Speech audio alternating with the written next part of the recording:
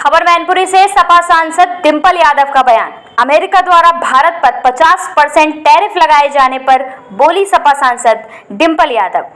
संसद में पहली बार किसी प्रधानमंत्री के लिए वोट चोर गद्दी छोड़ के लगाए गए नारे, जिसका सपा सांसद डिंपल यादव ने किया समर्थन। संजय निषाद द्वारा दिया गया बयान, अगर गठबंधन से फायदा नहीं तो तोड़ दें, जिस पर बोली डिंपल यादव। बिहार चुनाव में लगातार उठ रहे वोट चोरी के मुद्दे पर बोली सपा सांसद डिंपल यादव। वोट अधिकार यात्रा में क्या अखिलेश यादव होंगे शामिल, जिस पर बोली डिंपल।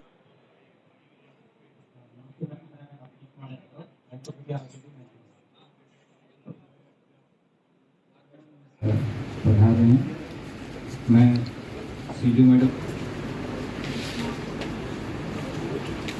हमारे सीडी मैडम से किया गया है जो इसमें सदस्य हैं।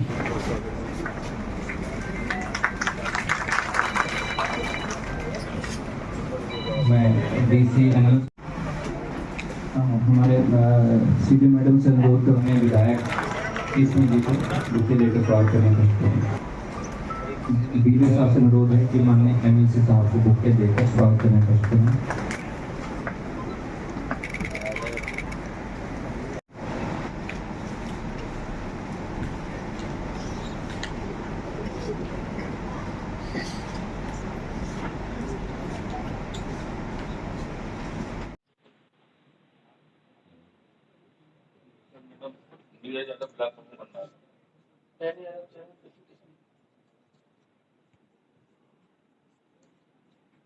सवाल पे जो समस्या है कितना समाधान का आश्वासन है, कितनी समस्याओं को समाधान नहीं, काफी सारे समाधान मिले हैं और डीएम सर ने नोट भी करा है जो बिंदु विशेष उठाए गए हैं।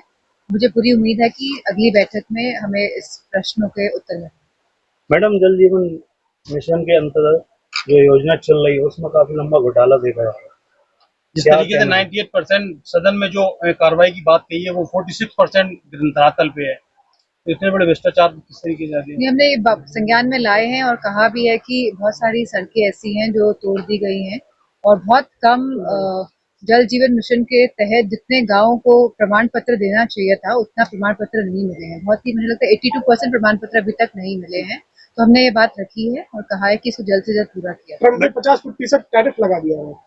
ये बहुत ही दुर्भाग्यपूर्ण बात है, क्योंकि जहां बड़ी बड़ी बातें कही जाती थी कि हमारा देश आगे बढ़ रहा है, कि हमारे संबंध अपने आसपास के देशों से और पूरे विश्व से सुधर रहे हैं, तो जो टैरिफ लगा ये अपने आप में दर्शाता है कि कहीं ना कहीं भारत की जो फॉरेन पॉलिसी है वो पूरी तरह से नाकामयाब रही है। संजय निषाद के बगावती पेपर देखने को मिले हैं। उन्होंने कहा कि अगर गठबंधन से फायदा नहीं है तो गठबंधन तोड़ दिया जाए।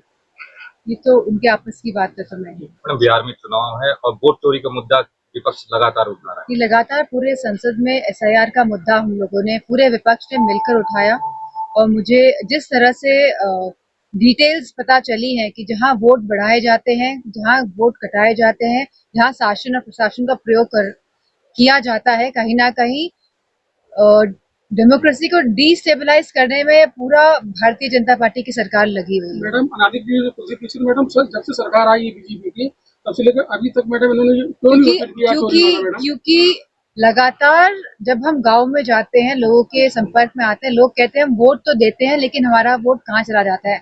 हम चाहते हैं तो आप लोग आए सरकार में, लेकिन वोट देते हैं लेकिन वोट कहाँ चला जाता है। तो अब पूरी पारदर्शिता से ये समझ आ रहा है कि भारतीय जनता पार्टी हर हथकंडे अपनाती है और सभी इंस्टीट्यूशंस का प्रयोग करके कहीं ना कहीं वो हमारे संविधान और हमारे डेमोक्रेसी जो प्रजातंत्र है उसको तहस नहस करने में लगी हुई है। वोट अधिकार यात्रा निकली गई, उसमें क्या राष्ट्रीय अध्यक्ष जी शामिल होंगे वोट अधिकार यात्रा में? जी, बिहार में जो यात्रा है उसमें 30 तारीख को प्रोग्राम है। संबल घटना को लेकर के न्याय कमेटी का गठन कर दिया गया है।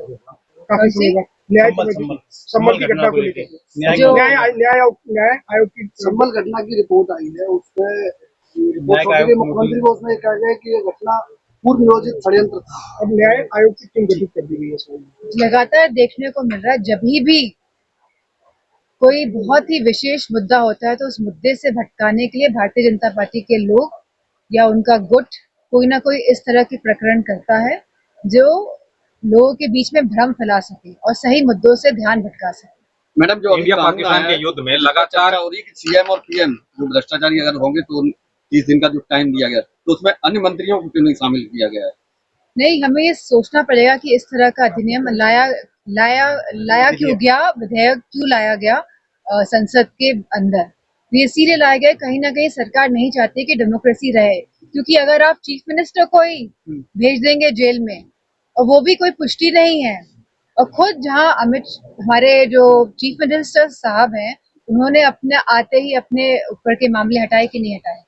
मैडम, बहुत महत्वपूर्ण का सवाल है। 54 दिन से हमारी विधि के प्रहरी हैं, वो सड़क पे है। डीएम अपने जो घमंड में इतने चूर हैं तो विधि विरुद्ध ही खड़े हुए हैं। आपने एक पत्राचार भी किया था, पत्र भी लिखा, एक मिनट में उसमें इन्होंने एक जवाब भी दिया है कि जो विधि के प्रहरी हैं वो विधि विरुद्ध है। लेकिन ये जो उत्तर प्रदेश राजस्व संहिता है जो सपा सरकार में लागू की गई थी, इसमें कोई भी इस तरीके की जो ये डीएम कह रहे हैं कि विधि विरुद्ध किया जा रहा है, इसमें व्यवस्था नहीं है।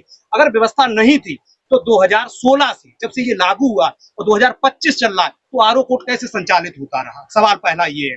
अगर आरओ कोर्ट इसमें व्यवस्था नहीं थी तो आरओ कोर्ट जब संचालित, डीएम से पर्सनली बात करके इसको ये सुनिश्चित करेंगे कि वापस से चालू हो जाए। अच्छा मैडम, इंडिया पाकिस्तान के युद्ध में राहुल गांधी लगातार प्रधानमंत्री मोदी के हमलावर है। उन्होंने कहा कि ट्रंप ने मोदी को धमकी दी थी, अपना कारोबार बंद कर देंगे, जिसपे मोदी को 24 घंटे का अल्टीमेटम दिया था ट्रंप ने, और जिसमें 5 घंटे में मोदी जी ने वो युद्ध रोक दिया।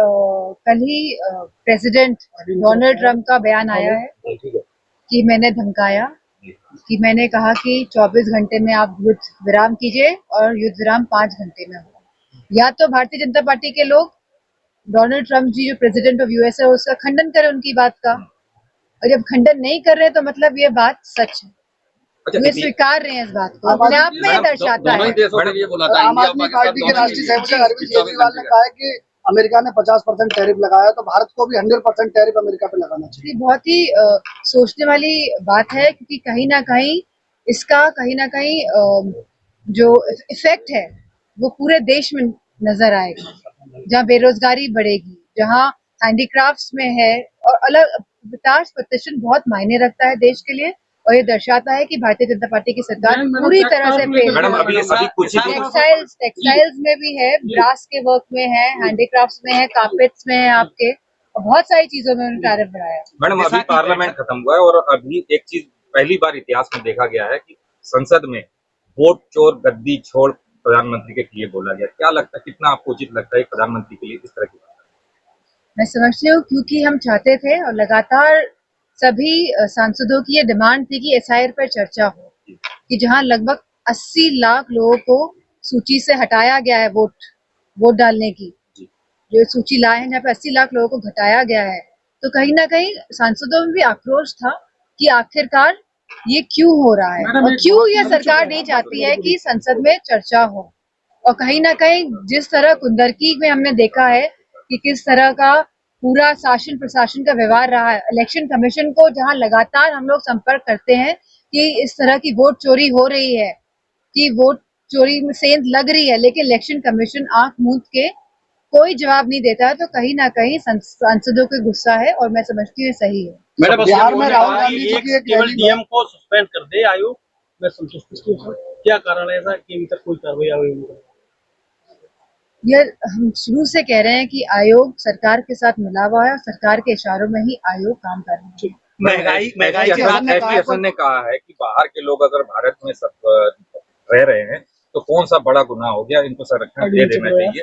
कहीं ना कहीं लोगों का कहना है रोहिंग्या मुसलमानों को समर्थन देते हैं। अब बताइए, रह तो रहे हैं, बांग्लादेश से रह रही है ना। मैं आखिरी सवाल